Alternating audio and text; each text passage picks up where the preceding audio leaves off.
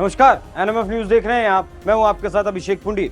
UP के CM Yogi Adityanath के हौसलों को न ही विपक्षी डिगा पाए, न ही उनके द्वारा की गई आलोचना सीएम के फौलादी हौसलों को झुका पाए हैं। सीएम योगी ने जनता की सेवा करने का प्रण लिया है, जिसे वो पूरा करने में लगे हुए हैं। इसका अंदाजा इस बात से लगाया जा सकता है कि 40-45 डिग्री तापमान में भी योगी आदित्यनाथ जनता के लिए विकास रथ को लगातार प्रगति के पथ पर खींचते लिए जा रहे हैं। गर्मी की तपिश भी योगी आदित्यनाथ के आगे फेल हो गई है। यूपी के मुखिया के हौसले तापमान की तपिश में भी नहीं झुलस रहे। आज हम आपको सीएम योगी के सामने गर्मी ने भी घुटने कैसे टेक दिए, इसके बारे में बताएंगे। एक तरफ जहां विपक्षी नेता एसी में बैठकर मोबाइल से ट्वीट कर क्रांति लाने का सपना देख रहे हैं, तो वहीं दूसरी तरफ योगी अयोध्या, प्रतापगढ़, देवरिया, वाराणसी, अयोध्या, सोनभद्र जैसे शहरों में विकास की यात्रा को बढ़ा रहे हैं। चुनावों में जनता के दरवाजों पर दिखने वाले नेताओं को सीएम योगी से कुछ सीख लेनी चाहिए, जो 24 घंटे सातों दिन सिर्फ और सिर्फ जनता के प्रति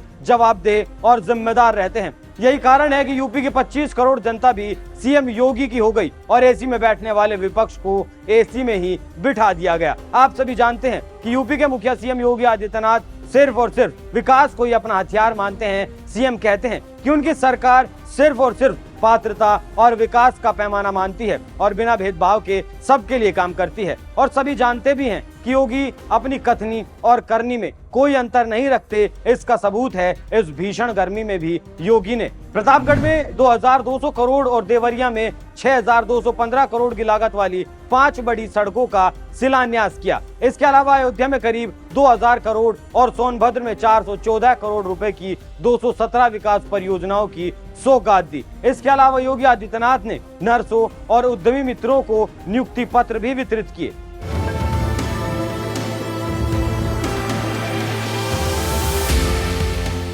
सीएम के पास कई जिम्मेदारियां हैं। यूपी के सीएम योगी के साथ साथ योगी गोरक्ष पीठ के महंत भी हैं। सीएम योगी अध्यात्म की शक्ति से यूपी का मान बढ़ा रहे हैं। योगी कहीं भी पहुंचते हैं तो सबसे पहले ईश्वर के दर पर शीश झुकाते हैं। योगी आदित्यनाथ बीते 5 दिनों में 2 बार काशी पहुंचे और दोनों बार उन्होंने काशी विश्वनाथ दरबार और काशी के कोतवाल काल भैरव के दरबार में शीश झुकाया। तो वहीं अयोध्या दौरे पर भी उन्होंने रामलला की आरती की और हनुमानगढ़ी के चरणों में शीश झुकाकर सुखी और स्वस्थ प्रदेश की कामना की। अध्यात्म की शक्ति से योगी यूपी का मान बढ़ा रहे हैं। सीएम योगी 25 करोड़ प्रदेशवासियों को ही अपना परिवार मानते हैं और उनकी समस्याओं के समाधान के लिए हमेशा अपनी जनता के साथ खड़े रहते हैं। योगी आदित्यनाथ हर प्रोटोकॉल को जनता के लिए तोड़ देते हैं, क्योंकि लक्ष्य जनता की सेवा है। अभी हाल ही में 14 जून को सीएम योगी आदित्यनाथ राम की नगरी अयोध्या पहुंचे थे। यहाँ सीएम योगी रात के अंधेरे में ही निरीक्षण के लिए निकल पड़े।